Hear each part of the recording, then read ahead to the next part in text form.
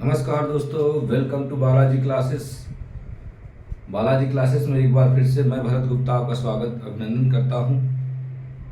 मित्रों, कैसे हैं? उम्मीद करते हैं कि आप स्वस्थ होंगे, मस्त होंगे और आपका अध्ययन कार्य भी अच्छे से चल रहा होगा।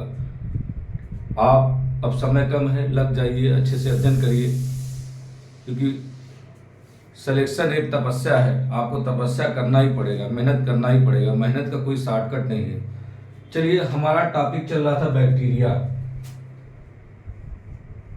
बैक्टीरिया के टाइप ऑफ बैक्टीरिया बता चुके थे। आज हम चर्चा करते हैं structure of bacteria. Structure of bacteria की बात करते हैं। स्ट्रक्चर ऑफ बैक्टीरिया, तो बैक्टीरिया का स्ट्रक्चर हम देखते हैं।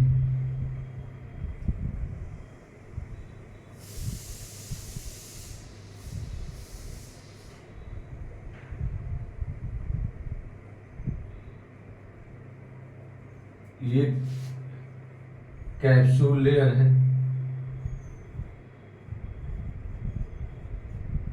कैप्सूल लेयर है।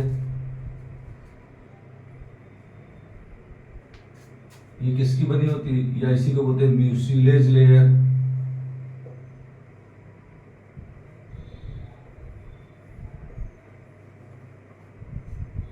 और ये वाला हमारा है सेल वॉल।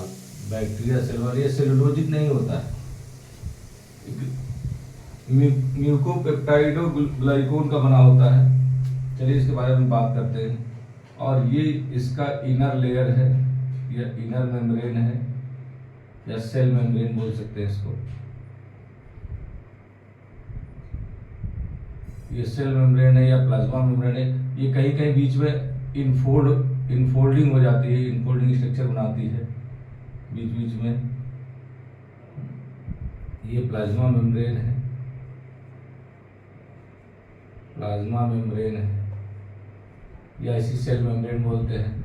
और जो ये इनफोल्ड हो गई है प्लाज्मा मेम्ब्रेन, इसको बोलते हैं मीजोसोम। मीजोसोम। और बैक्टीरिया है, तो बैक्टीरिया के अंदर जो है इंसिपिएंट न्यूक्लियस पाया जाता है। ये बैक्टीरियल न्यूक्लियस है, इसको लिख सकते हैं न्यूक्लियस। क्योंकि इसमें न्यूक्लियर मेम्ब्रेन नहीं पाया। विदाउट न्यूक्लियर मेम्ब्रेन है। विदाउट न्यूक्लियर मेम्ब्रेन है। न्यूक्लियर मेम्ब्रेन है, बिना मेम्ब्रेन वाली है। Just like prokaryote. इसीलिए प्रोकैरियोट बैक्टीरिया के अंतर्गत बैक्टीरिया आते हैं। और ये एक्स्ट्रा क्रोमोसोमल मटेरियल है। ये एक्स्ट्रा क्रोमोसोमल मटेरियल है। ये एक्स्ट्रा क्रोमोसोमल मटेरियल है। इसीलिए इसको नया नाम देते हैं ईपीसोम।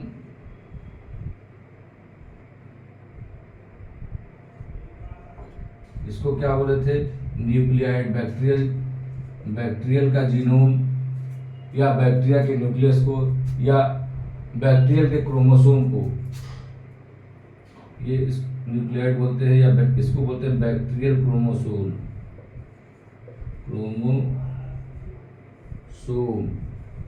या इसे बैक्टीरियल डीएनए भी बोलते हैं।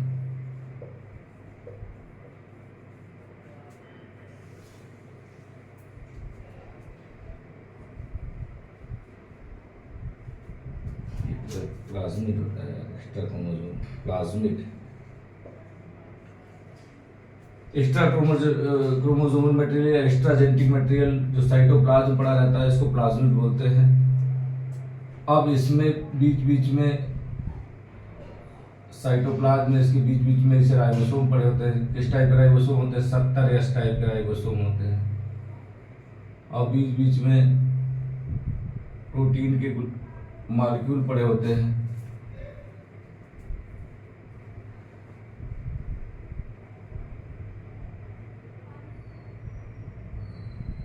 वॉल्यूटीन पार्टिकल बोलते हैं इसको। वॉल्यूटीन पार्टिकल बोलते हैं इसको। पार्टिकल बोलते हैं। ये क्या है, प्रोटीन मॉलिक्यूल है, प्रोटीन मॉलिक्यूल है। इसके अंदर साइटोप्लाज्म भरा हुआ है, जिसे बैक्टीरियल साइटोप्लाज्म बोलते हैं या बैक्टीरियल प्रोटोप्लाज्म बोलते हैं।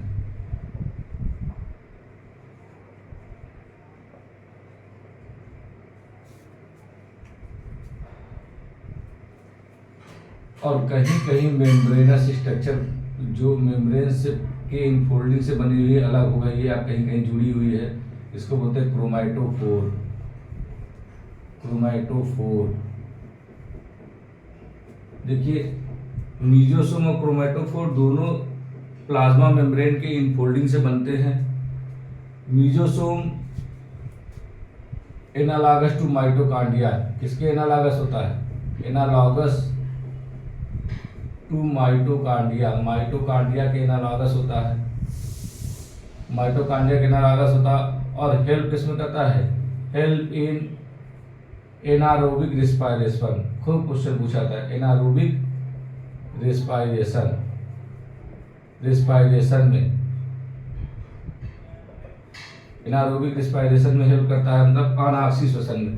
क्रोमैटोफोर ये भी प्लाज्मा मेम्ब्रेन के इनफोल्डिंग से बनता है और इसमें रंगा कणिकाएं आ जाती हैं, जो ये एनालॉगस होता है क्रोमोसोम, एनालॉगस टू क्लोरोप्लास्ट के, analogous to chloroplast, chloroplast, chloroplast के एनालॉगस होता है। और क्रोमैटोफोर, क्रोमैटोफोर बोलते हैं किसके एनालॉगस होता है, अर्थात ये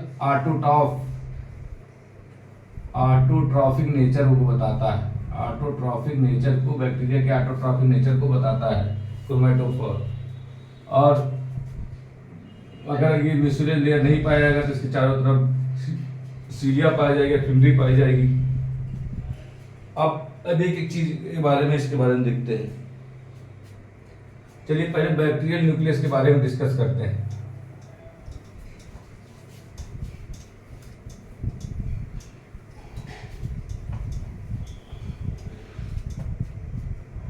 bacterial nucleus,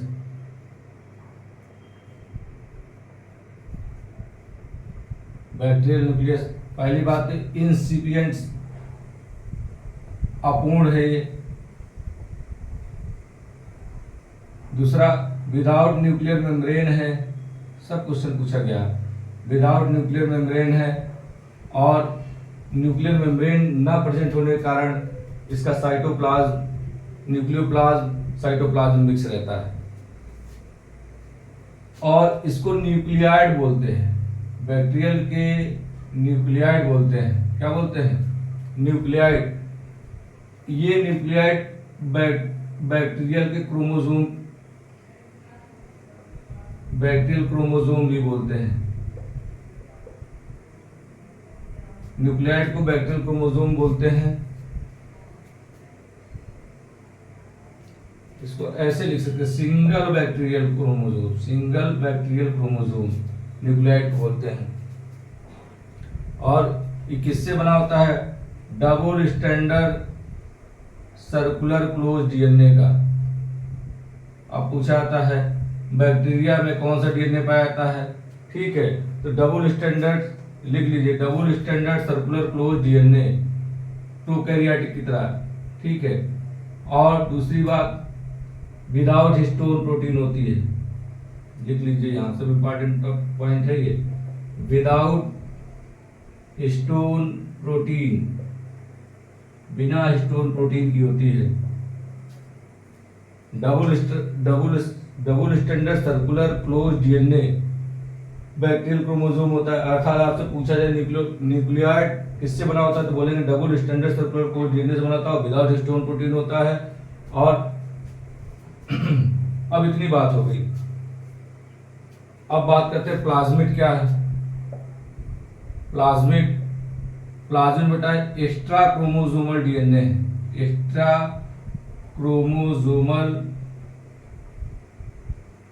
material present in cytoplasm, जो बैक्टीरिया के साइटोप्लाज्म में, अभी आपको चित्र बना के बताया था, जो बैक्टीरिया के साइटोप्लाज्म में एक्स्ट्रा मटेरियल पड़ा है, एक्स्ट्रा डीएनए, एक्स्ट्रा क्रोमोसोम पड़ा हुआ है, या एक्स्ट्रा न्यूक्लियाइड उसका अलग होके पड़ा हुआ है, उसको बोलते हैं प्लाज्मिड। जो ये तो इनहेरिटेबल होगा, ये इनहेरिटेबल होगा, लेकिन प्लाज्मिड इनहेरिटेबल नहीं होता है।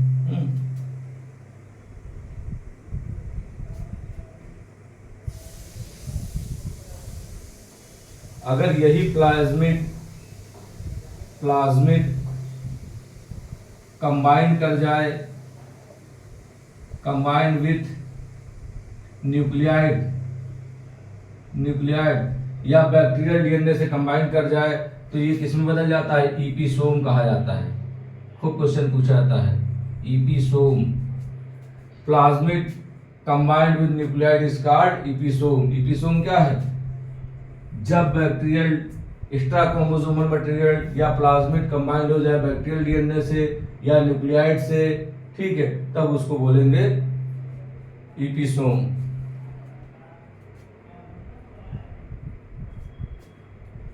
कह सकते हैं ऑल ईपीसोम आर प्लाज्मिड।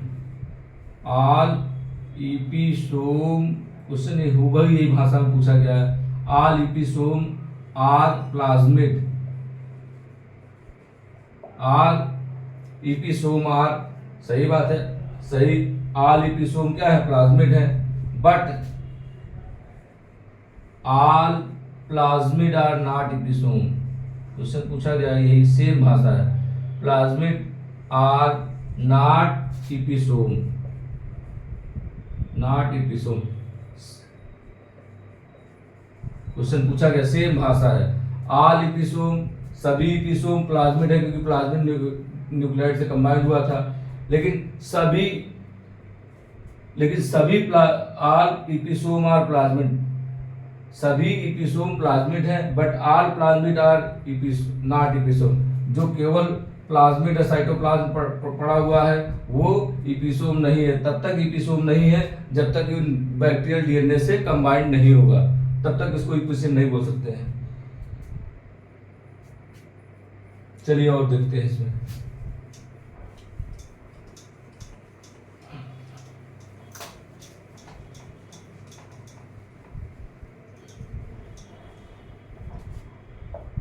यह फैक्टर होता है, बैक्टीरियम पाया जाता है यह फैक्टर, इसे बोलते हैं फर्टिलिटी फैक्टर। क्या बोलते हैं? Fertility factor.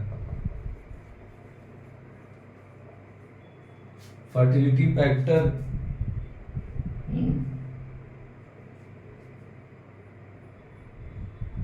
Fertility F factor अथवा फर्टिलिटी फैक्टर एग्जाम्पल ऑफ लिख लीजिए, एग्जाम्पल ऑफ किसका एग्जाम्पल है? ईपीसोम का एग्जाम्पल है। यह फैक्टर या fertility factor example of ईपीसोम।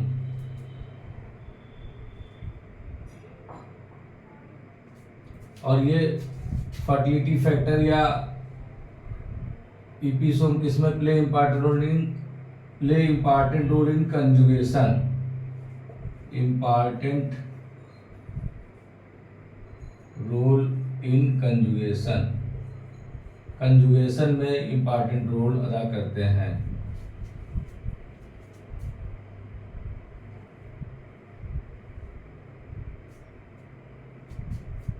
Bacteria में एक फैक्टर और पाया था, आर फैक्टर, इसको बोलते हैं रेजिस्टेंट फैक्टर। ये क्या होता है?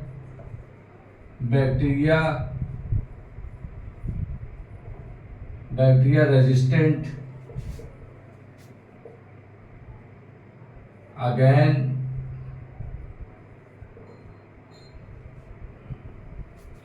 Bacteria resistant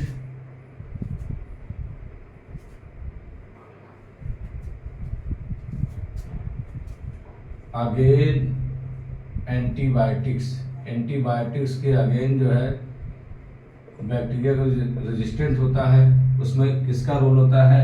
are factor. कई बार क्वेश्चन पूछा गया, एंटीबायोटिक्स के अगेन होता है। और कौन रिस्पॉन्सिबल होता है? न्यूक्लियाइड।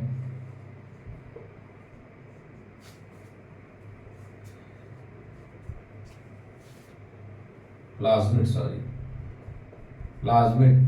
देखिए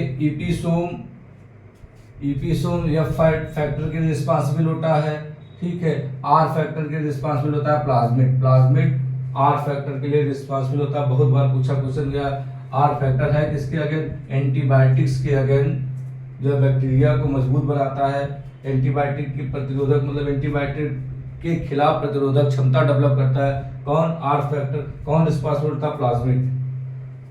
वही प्लाज्मिड जो एक्स्ट्रा क्रोमोसोमल जेनेटिक मटेरियल जो उसमें पड़ी थी बैक्टीरिया के सेल में। चलिए बात करते हैं, इसमें राइबोसोम 70 एस टाइप का पाया जाता है। राइबोसोम कितना? 70 एस टाइप का पाया जाता है, ठीक है। और कहाँ पाया गया था? प्रोकैरियोट। अच्छा, बैक्टीरिया प्रोकैरियोट सेल का उदाहरण है। 70 एस राइबोसोम और कहाँ पाया गया था? माइटोकॉन्ड्रिया में पाया गया था, माइटोकॉन्ड्रिया में पाया गया था। और कहाँ पाया गया था? क्लोरोप्लास्ट में पाया गया था। तब याद रखिए, सब पूछा जाता है। अच्छा, double standard circular close DNA कहाँ कहाँ पाई गई थी, ठीक है, तो वो भी माइटोकॉन्ड्रिया में पाया गया था, क्लोरोप्लास्ट में पाया गया था। इसी डीएनए कारण से सेल विद इन सेल बोले थे।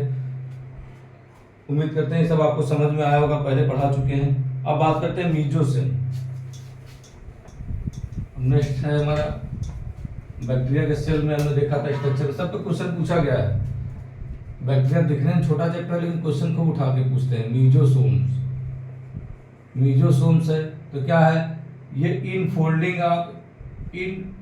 इनफोल्डिंग इनका फॉर्मेशन कैसे होता है? Formation of mesosome through infolding of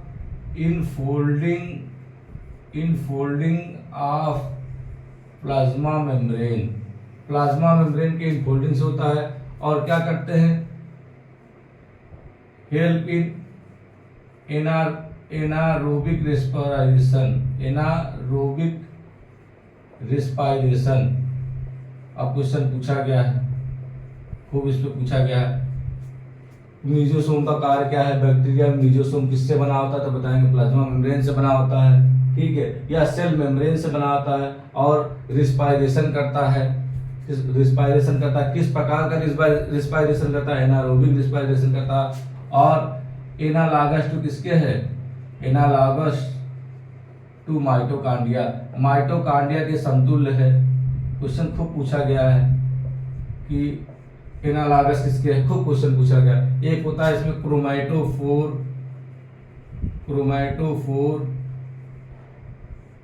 chromatophore क्या है? ये भी क्या है? ये किससे बनाता है? इनफोल्डिंग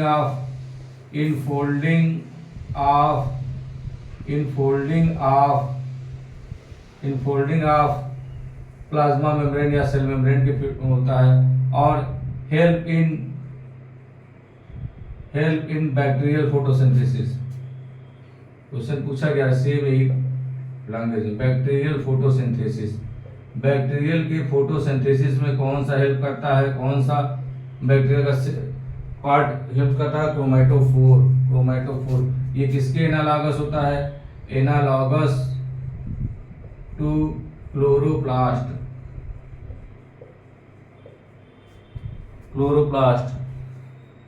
अब बात करते हैं बैक्टीरिया सेल की।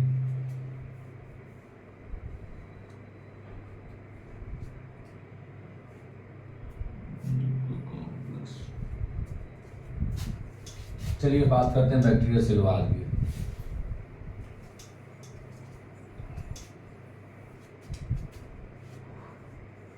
बैक्टीरियल सेल वॉल, बैक्टीरिया का सेल वॉल जो होता है, ये पहली बात नॉट सेल्यूलोजिक होता है। बहुत बार क्वेश्चन पूछा गया सेम भाषा। सेल्यूलोज का नहीं बना होता, जबकि प्लांट का सेल वॉल जो होता है सेल्यूलोजिक होता है, ठीक। ये किससे बना होता है? बैक्टीरिया सेल वॉल म्यूकोकॉम्प्लेक्स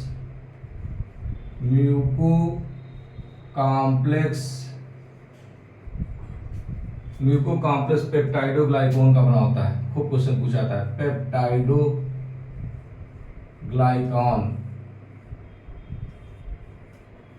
बैक्टीरिया का सेल वॉल किससे बनाता है? म्यूकोकॉम्प्लेक्स पेप्टाइडोग्लाइकॉन का, या म्यूकोपेप्टाइडोग्लाइकॉन बोलते हैं। म्यूकोपेप्टाइडोग्लाइकॉन या म्यूकोकॉम्प्लेक्स पेप्टाइडोग्लाइकोन। अच्छा, इस कॉम्प्लेक्स में होता क्या है? स्पेशल शुगर होते हैं, स्पेशल शुगर होते हैं जो किससे ज्वाइंट होते हैं? जो प्रोटीन से जुड़े होते हैं, प्रोटीन से जुड़े होते हैं, या प्रोटीन के, या कह सकते हैं 3-4 molecule chain of amino acid से जुड़े होते हैं, चेन ऑफ अमाइनो एसिड से जुड़े होते हैं। आपको पता है, आगे आपको पढ़ाएंगे भी कि प्रोटीन की यूनिट अमाइनो एसिड होती है, तो उसके 3-4 मॉलिक्यूल चेन होते हैं, अमाइनो एसिड से जुड़े होते हैं। अब स्पेशल शुगर में 2 प्रकार के शुगर आते हैं, खूब क्वेश्चन पूछा जाता है। एक ग्लूकोसामाइन शुगर होता है, ग्लूकोसामाइन शुगर, और दूसरा होता है मुरामुरिक एसिड।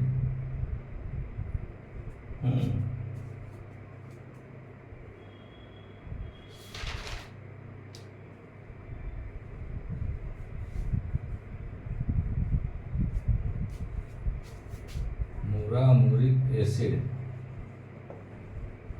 अब क्वेश्चन पूछा था, ये दो प्रकार के शुगर होते हैं जो अल्टरनेट पोजीशन में जुड़े होते हैं। 2 प्रकार के शुगर हैं, इनको एक और नाम है, इनको देखते हैं, इन नाइट्रोजन कंटेनिंग शुगर होते हैं। इनको इस तरह से याद करिए, एन एसिटाइल ग्लूकोसामाइन शुगर, इसका एक और नाम है, ग्लूकोसामाइन 60 में है, नाइट्रोजन का एन एसिटाइल ग्लूकोसा, लिख लीजिए इसको, ग्लूकोसामाइन शुगर, माइन शुगर। 60 में बोलते हैं नाग, NAG, नाग शुगर। खूब क्वेश्चन पूछा है, NAG ये नागे से पूछा गया है। पूछा है तब बैक्टीरियल सेल में कौन सा शुगर होता है? नाग। और दूसरा कौन होता है? एन एसिटाइल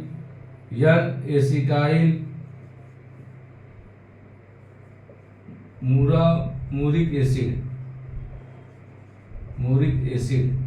या इसी का नाम होता है सेकंड 60 में NaN नाम। अब इसी दोनों शुगर पूछा गया क्वेश्चन है। पूछा था बैक्टीरियल सेल वॉल किससे बना होता है, या बैक्टीरियल सेल वॉल में कौन कौन प्रकार के जो है शुगर पाया जाता है? ऑप्शन में दिया है नाग, नाम, बोथ, दोनों प्रकार के शुगर पाए जाते हैं, नाग और नाम।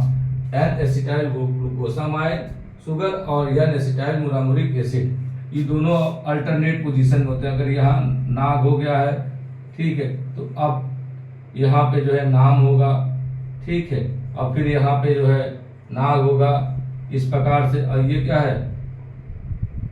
अमीनो एसिड चेन है, अमाइनो एसिड चैन है। इस प्रकार से जो है इनका जो है निर्माण होता है। ये नाग है, अल्टरनेट पोजीशन पे नाग, अमीनो एसिड चेन, फिर नाम, फिर इस तरह से जो है शुगर आपस में बाइंड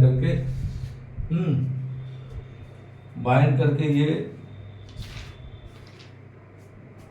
पेप्टाइडो लिंकेज बनाते हैं। पेप्टाइडोग्लाइकॉन लिंकेज बनाते हैं। इस पे भी क्वेश्चन पूछा जाता है, खूब क्वेश्चन पूछा गया है।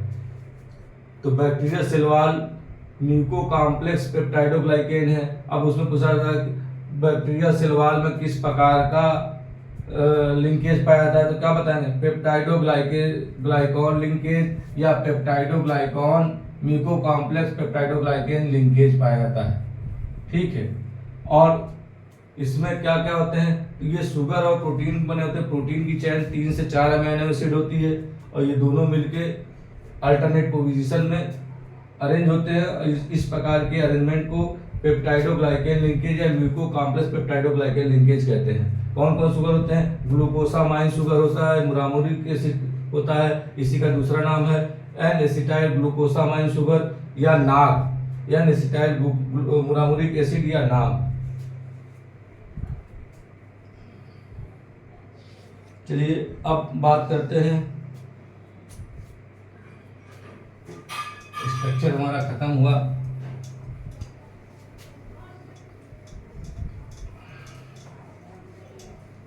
अब बात करते हैं नाइट्रोजन फिक्सेशन बैक्टीरिया की।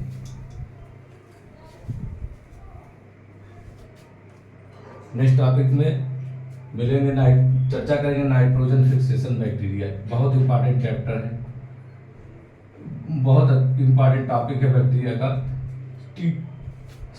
टेट सीटेट में भी पूछने लगा है, और आपका जो है उसमें